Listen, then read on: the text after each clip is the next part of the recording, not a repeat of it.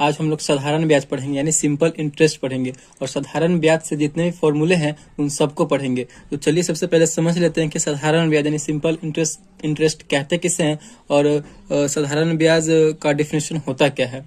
तो चलिए समझ लेते हैं। तो साधारण ब्याज यानी जब ब्याज की सभी वर्षों में मूलधन पर ही जोड़ा जाता है। जब ब्याज सभी वर्षों में मूलधन पर ही जोड़ा जाता है, यानी कहने का मतलब है कि जब आप किसी को कुछ पैसा देते हैं और उसी पैसे पे ही आप इंटरेस्ट जोड़ते हैं, यानी आप सभी वर्षों में जो है एक समान ही इंटरेस्ट जोड़ते हैं उस पैसे पे, तो वही क्या कहलाता है, तो वही साधारण ब्याज कहलाता है। आई होप आपको ये समझ में आ गया होगा। चलिए अब हम एक क्वेश्चन में ले लेते हैं और क्वेश्चन से सारे फॉर्मूलों को समझते हैं। तो सबसे पहले आप इस क्वेश्चन को समझिए कि 500 रुपये का 4% वार्षिक ब्याज की दर से 2 वर्षों में साधारण ब्याज क्या होगा। यानी क्वेश्चन में बोला जा रहा है कि आपको जो है यहाँ पे मूलधन भी दिया गया है यानी प्रिंसिपल भी दिया गया है 500 रुपया, इसमें आपको परसेंटेज यानी दर भी दिया गया है, ठीक, रेट भी दिया गया है और यहाँ पे आपको वर्ष भी दिया गया है 2 वर्ष। तो यहाँ पे बोला जा रहा है क्या, तो साधारण ब्याज हमें सिंपल इंटरेस्ट SI हमें निकालना है। तो यहाँ पे इस कौन से फॉर्मूले यानी कैसे हम लोग निकालेंगे, तो यहाँ पे आप लोग देख सकते हैं साधारण ब्याज। तो साधारण ब्याज निकालने का फॉर्मूला क्या होता है, तो इसका फॉर्मूला है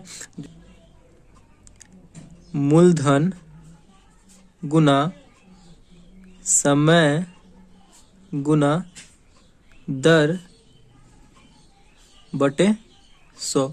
हमें जब साधारण ब्याज निकालना हो यानी SI निकालना हो यानी सिंपल इंटरेस्ट निकालना हो तो किस फॉर्मूले का यूज करेंगे, मूलधन गुने समय गुने दर बटे 100 का यूज करेंगे। आप इसे शॉर्ट फॉर्म में भी लिख सकते हैं। यहाँ पे हमने जितने भी इसके शॉर्ट फॉर्म है वो सब हमने यहाँ पे लिख रखे हैं। आप लोग देख सकते हैं कि हम लोग साधारण ब्याज को क्या बोलते हैं इंग्लिश में, तो सिंपल इंटरेस्ट बोलते हैं और इसे हम शॉर्ट फॉर्म में क्या बोलेंगे, तो SI भी हम इसे बोल सकते हैं। और यहाँ पे आप लोग देख सकते हैं रेट यानी दर को हम क्या बोलते हैं, तो रेट बोलते हैं और इसका शॉर्ट नेम क्या है, तो R। आप इसे R से भी डिनोट कर सकते हैं यानी सूचित कर सकते हैं।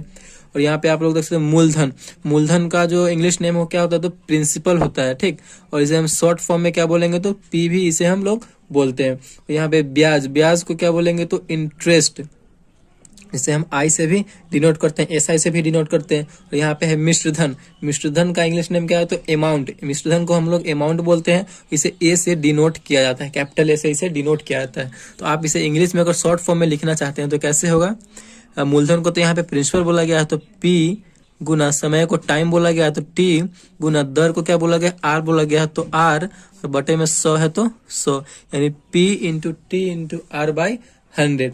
तो यही इसका साधारण ब्याज का फॉर्मूला है। अब हम लोग देखेंगे दर हम लोग कैसे निकालेंगे।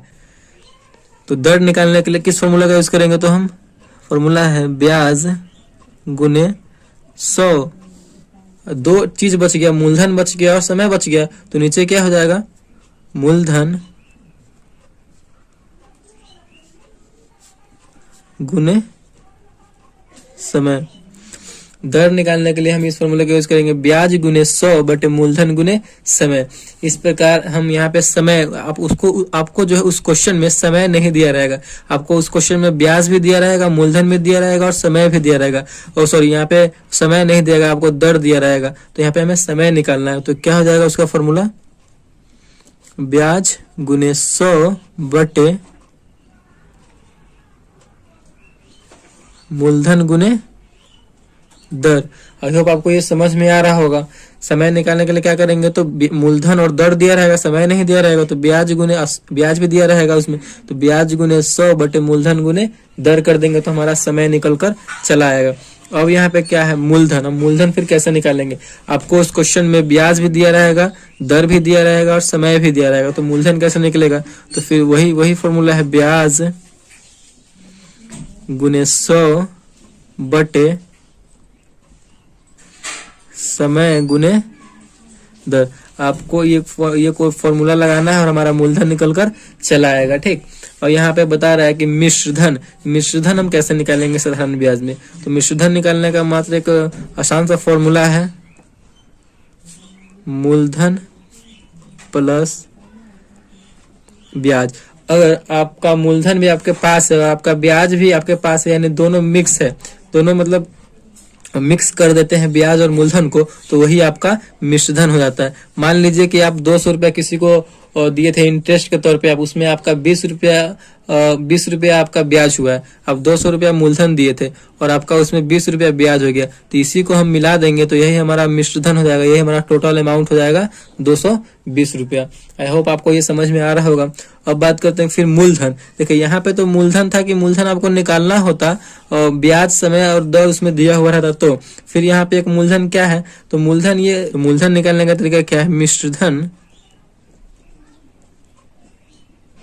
माइनस ब्याज। आपका जो मिश्रधन देखिए इसमें से यही हमारा मिश्रधन हुआ था 220 रुपया और ब्याज कितना बना था 20 रुपया, इसी में से हम माइनस कर देंगे तो यही 200 रुपया बचेगा, यही ना हमारा मूलधन आ जाएगा। तो इस प्रकार आप निकाल सकते हैं मूलधन। फिर यहाँ पे दिया गया है ब्याज। अब हम ब्याज कैसे निकालेंगे, मिश्रधन माइनस मूलधन। आप मिश्रधन में से मूलधन को घटाते हैं, जैसे कि आपका ब्याज सहित आपका, जैसे कि मूलधन आपका हुआ 200 रुपया, ब्याज सहित उसमें 20 रुपया बढ़ा दे, 220 रुपया मिश्रधन हुआ। अब मूलधन कितना दिए थे उसको, तो मूलधन हम 200 रुपया दिए थे, हमारा ब्याज सहित ना हुआ है 220 रुपया, तो इसमें से हम घटा देंगे इसको, तो जो बचेगा वही ना हमारा ब्याज आ जाएगा। तो आई होप आपको ये समझ में आ गया होगा। पूरा साधारण ब्याज का फॉर्मूला था, जितने फॉर्मूला थे वो सारे हमने कर लिए हैं। आप स्क्रीनशॉट करना चाहते हो तो कर सकते हैं या फिर कहीं भी लिख सकते हैं। तो अगर ये वीडियो आपको अच्छा लगा हो तो प्लीज चैनल को सब्सक्राइब कीजिएगा और लाइक कीजिएगा। Thank you.